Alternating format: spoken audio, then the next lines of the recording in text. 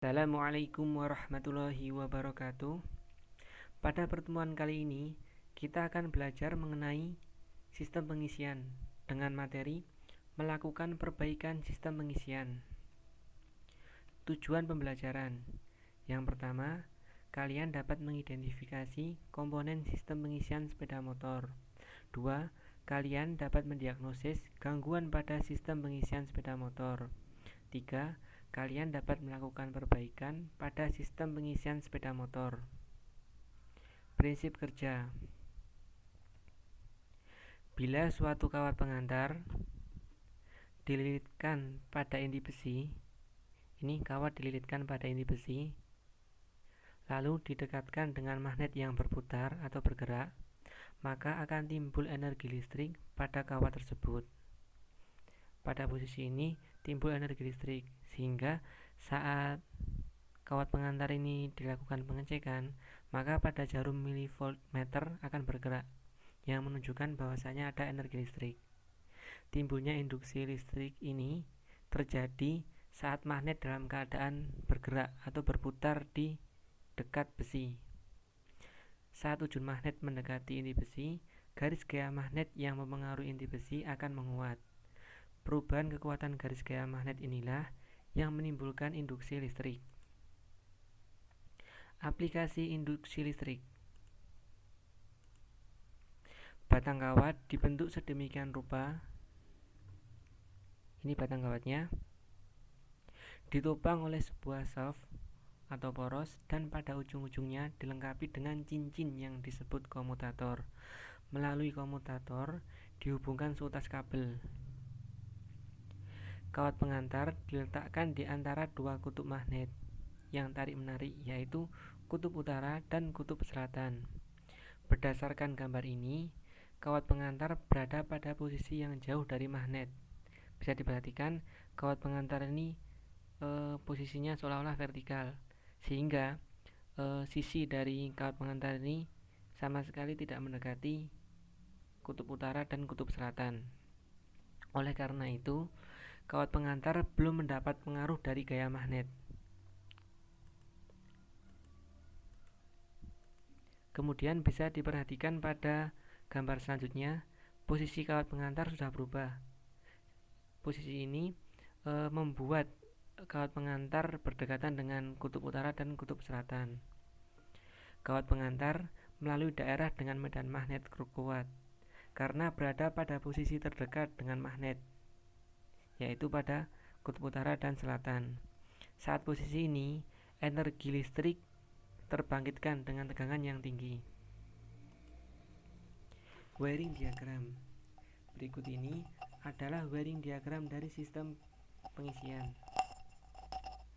Bisa dilihat dari baterai, arus mengalir menuju alternator. Di dalam alternator ini, arus listrik akan melewati kumparan stator, sehingga terjadilah kemagnetan di dalam alternator ini. Output dari alternator umumnya bersifat AC atau bolak-balik. Untuk itu, sebelum listrik keluar dari alternator, disearahkan terlebih dahulu oleh kumpulan dioda yang terletak di dalam alternator, sehingga hasil output sudah bersifat searah atau DC. Kemudian, output alternator yang telah bersifat DC akan dialirkan menuju ke regulator untuk kemudian menstabilkan tegangan. Kemudian, output dari regulator ini yang akan digunakan sebagai energi untuk mensuplai semua beban kelistrikan. Komponen sistem pengisian antara lain adalah baterai, regulator, alternator. Yang pertama, alternator. Alternator merupakan komponen pada sistem pengisian yang berfungsi untuk menghasilkan arus listrik. Arus listrik yang dihasilkan ini berbentuk arus bolak-balik atau AC. Selanjutnya, baterai. Baterai berfungsi untuk menyimpan arus yang dihasilkan oleh sistem pengisian, menyimpan energi listrik sementara dalam bentuk arus searah atau arus DC yang nantinya digunakan untuk penyedia energi listrik bagi komponen-komponen kelistrikan yang ada pada kendaraan dengan didukung oleh sistem pengisian. Selanjutnya regulator. Regulator berfungsi untuk menyearahkan arus yang dihasilkan oleh alternator, yaitu dari arus bolak-balik AC diubah menjadi arus searah DC. Pada kendaraan sepeda motor, regulator atau kiprok ini berfungsi juga sebagai pembatas atau pengatur arus dan tegangan yang masuk ke dalam baterai dan yang menuju ke sistem kelistrikan lainnya seperti lampu-lampu dan lain-lain. Selanjutnya fuse. Fuse atau sekring pada sistem pengisian berfungsi sebagai komponen pengaman pada rangkaian sistem pengisian apabila terjadi hubungan singkat atau konsleting listrik.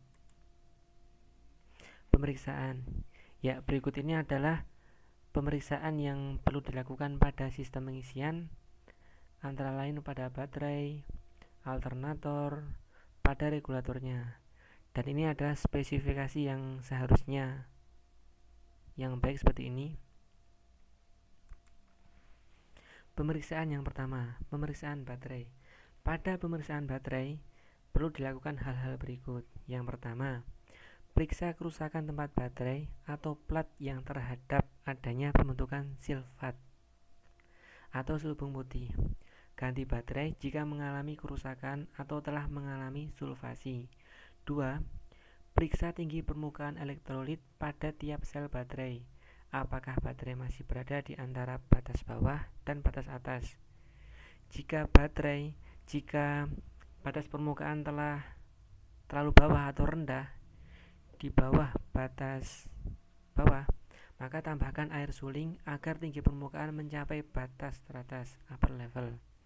Berikut adalah gambarnya saat dilakukan penambahan, saat dilakukan pengecekan menggunakan hidrometer. Kemudian 3, periksa berat jenis baterai setiap sel dengan menghisap cairan elektrolit ke dalam hidrometer. 4. Pembacaan tinggi pada permukaan cairan baterai pada hidrometer harus dilakukan secara horizontal. Berikut cara pembacanya. Jadi arah pandangan kita tegak lurus dengan skala ukur pada hidrometer itu sendiri. Pemeriksaan berat jenis baterai. Muatan baterai penuh 1,270 sampai 1,290 pada suhu 20 derajat. Pada saat muatan baterai kosong di bawah 1,260 pada suhu 20 derajat.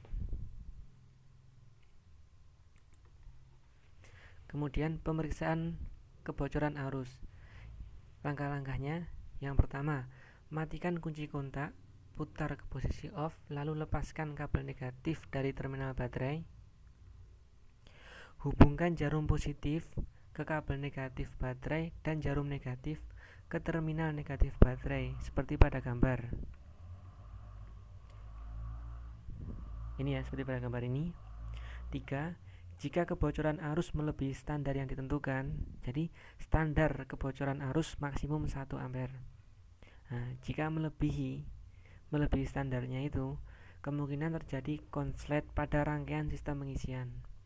Maka periksa dengan melepas satu persatu sambungan-sambungan pada rangkaian sistem pengisian sampai jarum penunjuk ampermeter tidak bergerak. Pemeriksaan selanjutnya adalah pemeriksaan kumparan pembangkit. Yang pertama, lepaskan body cover. 2. Lepaskan konektor atau soket dari unit CDI. 3. Hubungkan jarum pemeriksa adaptor tegangan puncak ke terminal konektor dari kabel bodi, prob positif ke terminal hitam atau merah, prob negatif ke hijau. Hidupkan mesin dan baca tegangan puncak. Tegangan puncak minimum 100 volt. 4. Jangan sampai menyentuh busi dan jarum-jarum pemeriksa untuk mencegah kejutan listrik. 5. Jika tegangan puncak yang diukur pada konektor unit CDI tidak normal, maka ukur tegangan puncak pada konektor kumparan pembangkit alternator.